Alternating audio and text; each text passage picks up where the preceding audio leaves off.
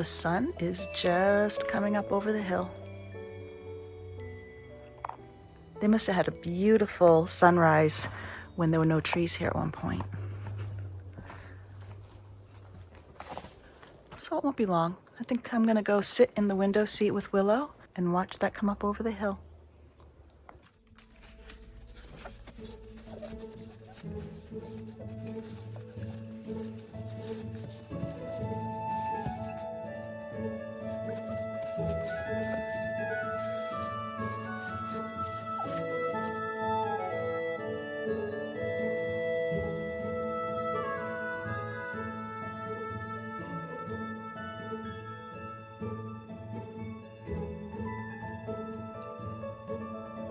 Come join me, Willow. Come on up.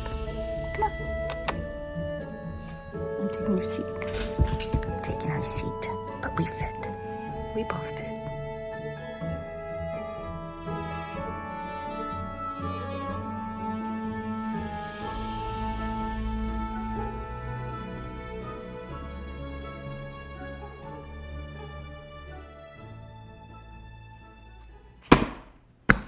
So here we are. It's the week that I promised I was going to make the corn chowder because that was the majority vote on 2 videos ago that I was going to make. I brought home my mother's recipe box and I shared that my grandmother had her recipe in there.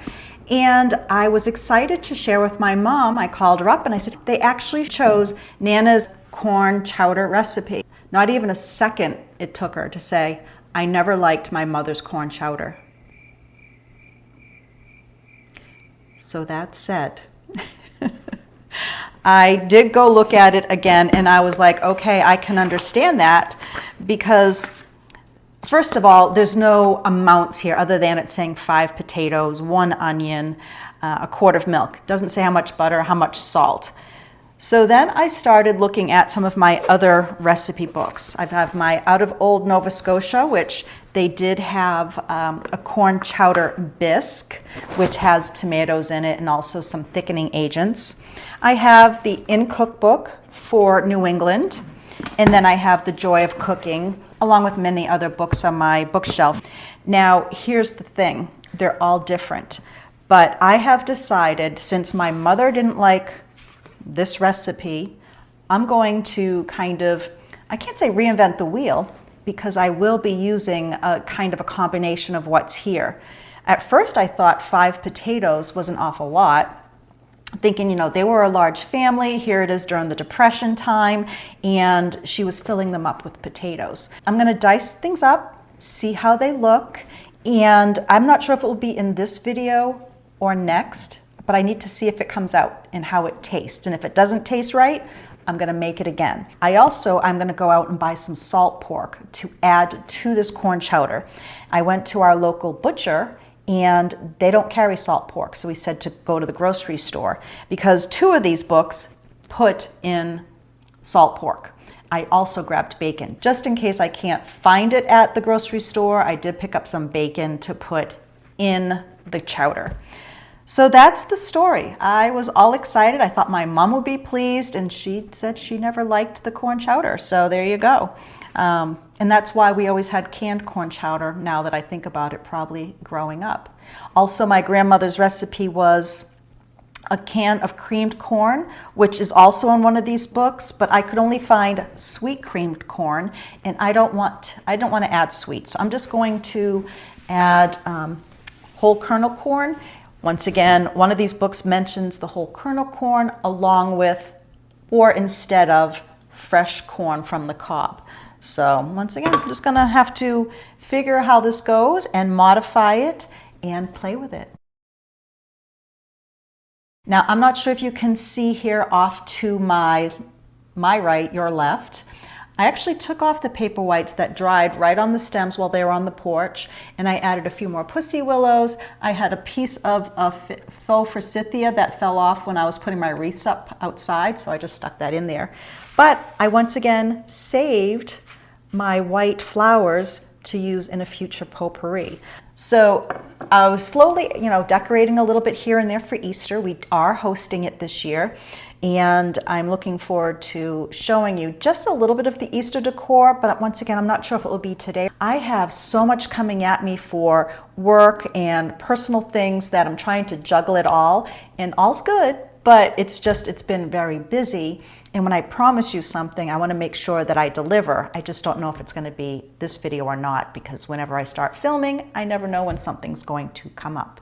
But anyways, I need to get myself out to the grocery store, see if I can find that salt pork, run a couple errands, and then hopefully today I will make this to see how it comes out. That's the plan.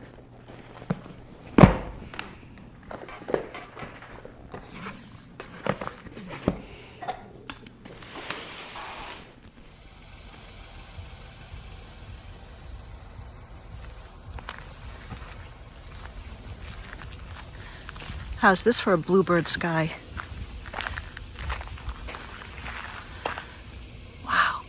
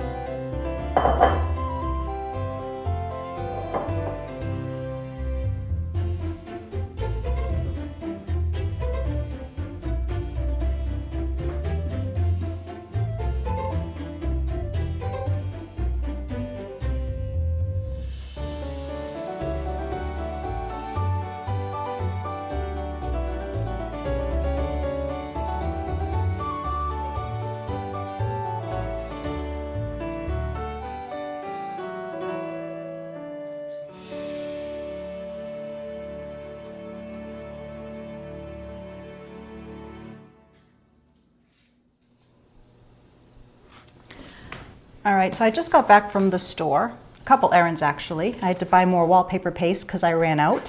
And I also not only went to get salt pork, but I also went to get some swordfish, and they forgot to put it in my bags once I came home, realized it wasn't in there. So, needless to say, I thought I was gonna have swordfish tonight. I'm not.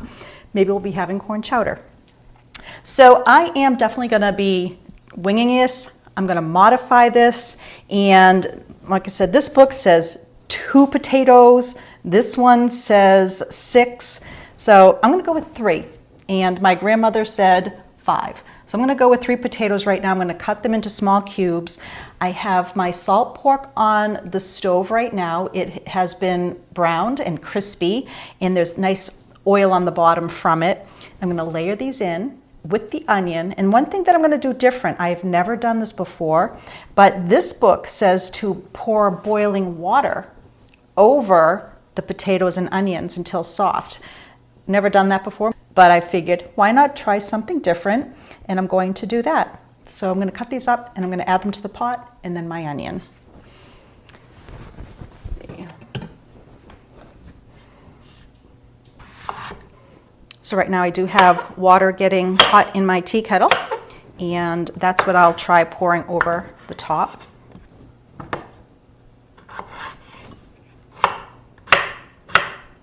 Now there's so many variations of making this, and I know some of you are going to have a lot better ideas, but one thing I'd like to know, have you ever poured boiling water over a recipe like this versus bringing them to a boil once they're already in there? I'm just curious. And this is out of the Nova Scotia book. What does this one say? This one has you sauteing the onions, which I'm going to do in a separate, no, that's mushroom soup. I'm in the wrong one. I still have to saute it. So I'm going to saute the onions also with the fat. That's so funny. They're all so different. So once again, one says 4 small onions, one says 2 medium onions. My grandmother just says 1 onion chopped. So I had a very large Vidalia here, and I'm just going to be using half of that. And I'm going to be chopping it finely.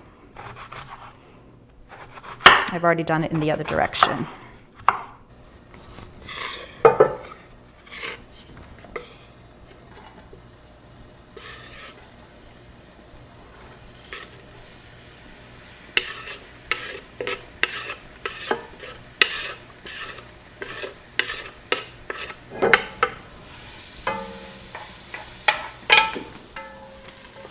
Okay, they're starting to get to a nice golden brown here. They're getting nice and soft and translucent. Once again, one recipe said to cook them in the boiling water, and one said to saute them first. I'm preferring to saute them first. Then I'm going to pour boiling water over this with the potatoes, my salt and pepper. And once I do bring it to a little simmer, once they're done, then I'll be adding the corn and hot milk.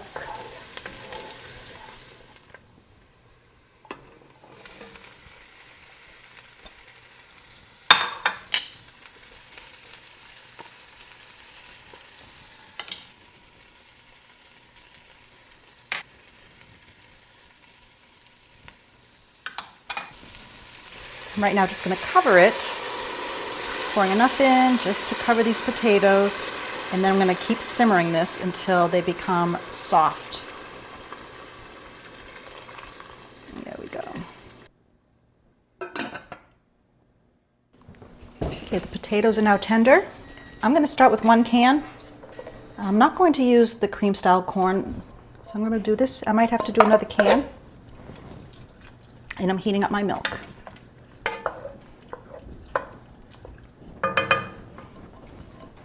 I'll do 2 cans. It is corn chowder. So instead of just milk, I'm doing half and half. Half cream, half milk.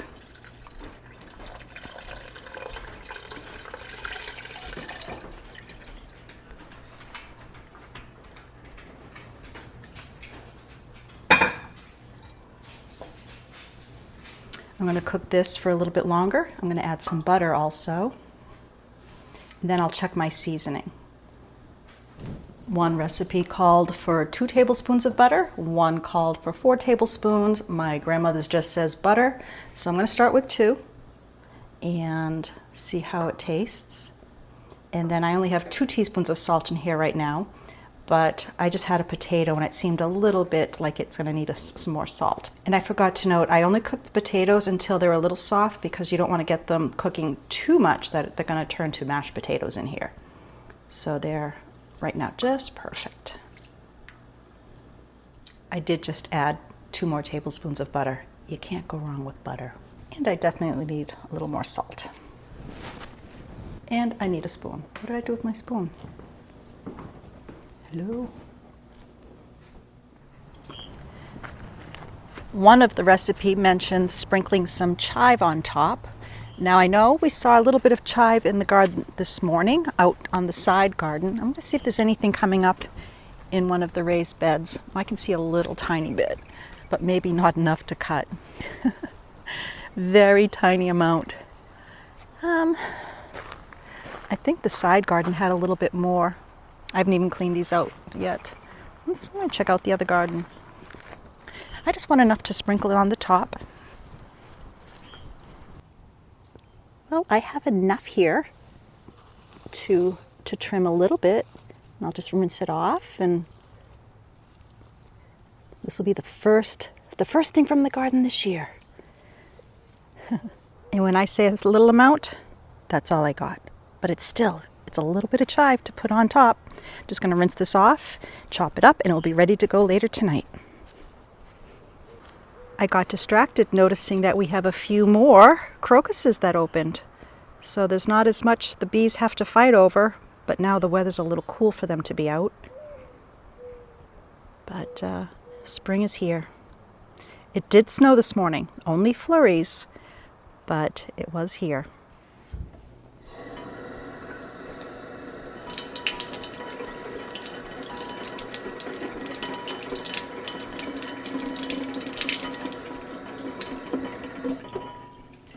I did end up also cutting the rest of the onion. This is a Vidalia, so it's very sweet. I think next time I will use a yellow onion. But it looks good.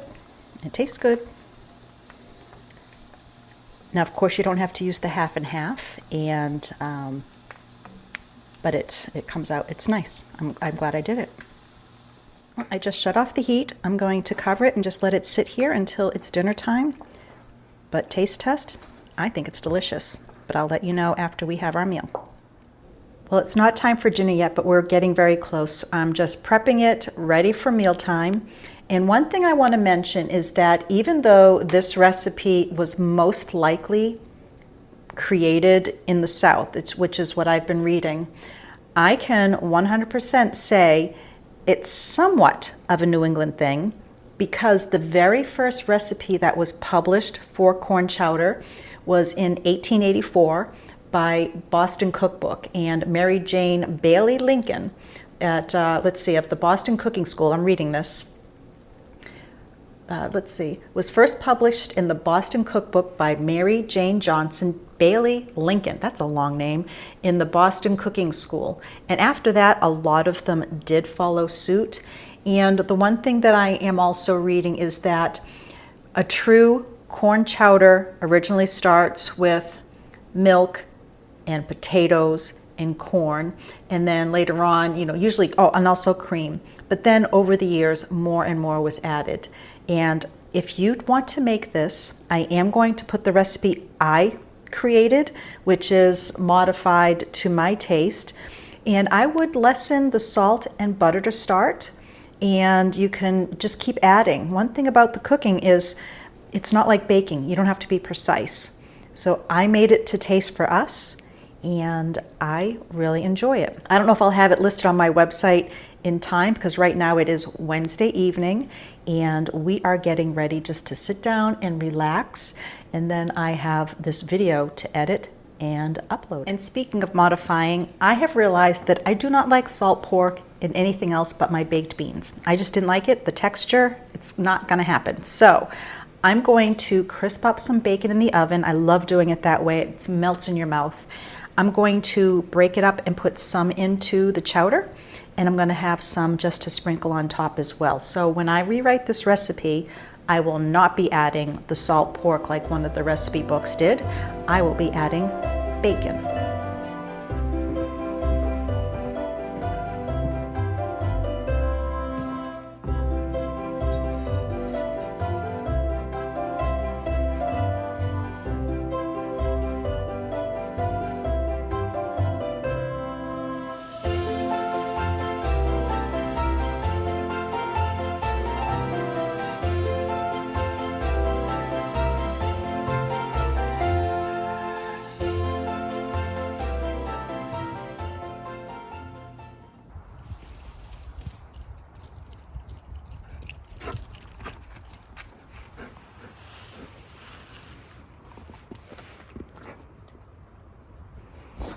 I just realized you saw my arm. I sometimes come outside with my faux mink, and I've got my boots. It's a look, let me tell you. It's a warm coat, and I've been wearing it all winter outside when I take Willow out. Now I have to be careful I'm not mistaken for a bear, because it is long and the color of a bear, for sure. So I don't know if I already mentioned this or not. I'm going to re-mention it. We finally had somebody come over. We're going to have this sugar shack re-roofed. It is in very much dire need of it.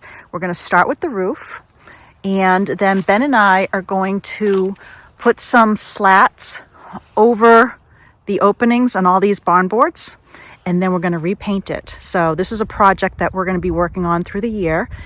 But it's either going to be the exact same color, which I do have somewhere in the basement, or a little deeper brown red, like a nice, really colonial brown red.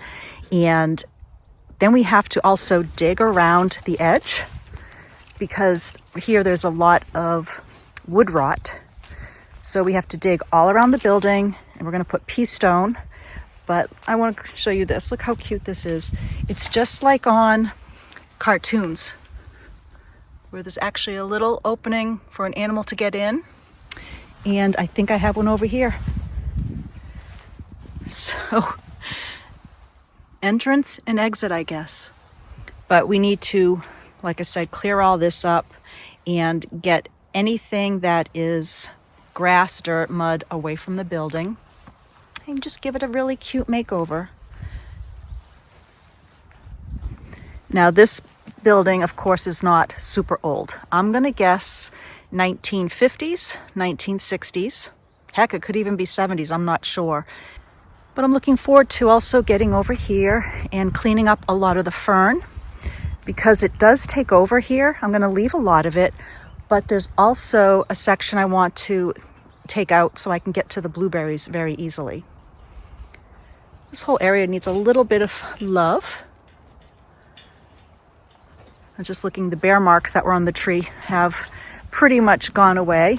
If you remember last year, we had a bear that climbed this tree here, and there's some claw marks right here.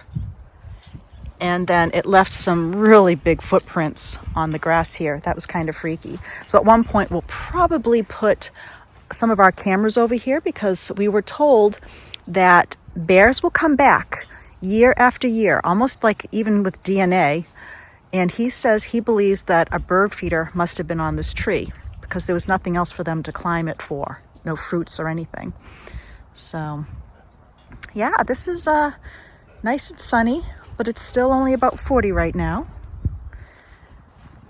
And I'm kind of getting excited that we do not have snow this year like we had last. This snow literally slowed all of the gardening for so many people, and we also lost a lot of plants.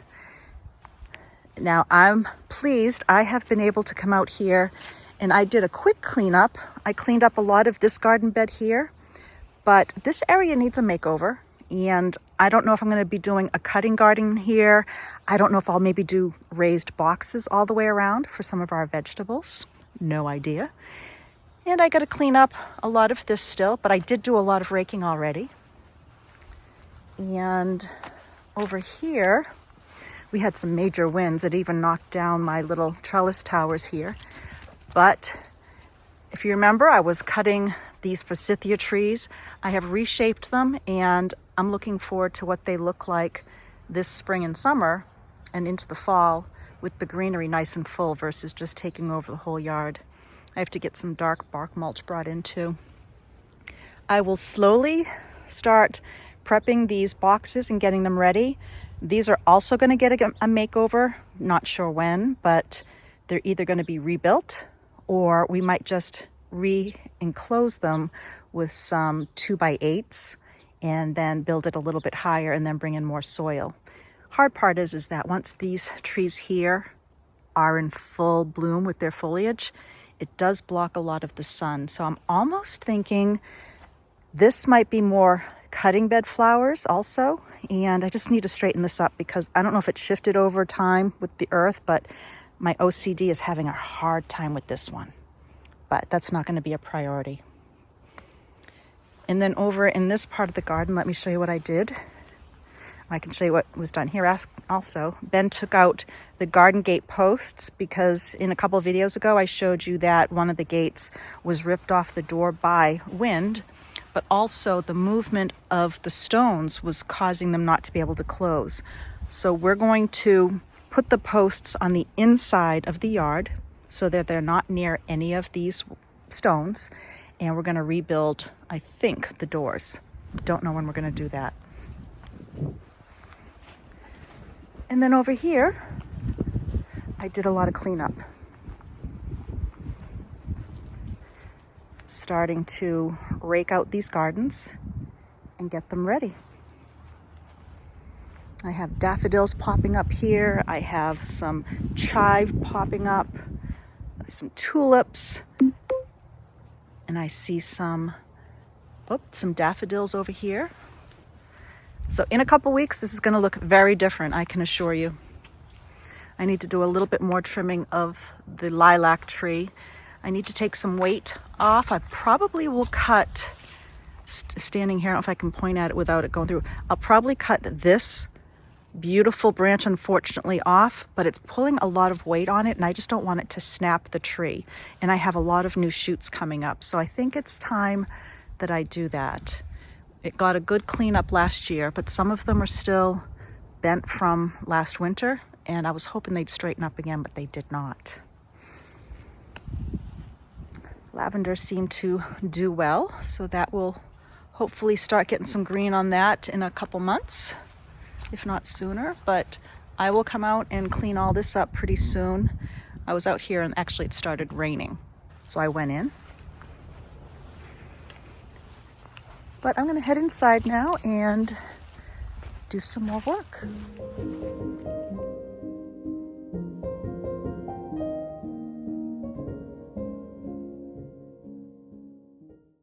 I'm cleaning up the garden and working, and look, I found my very first honeybee.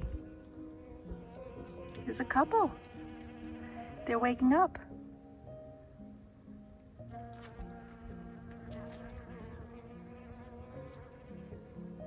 They're fighting for the one flower that's open here.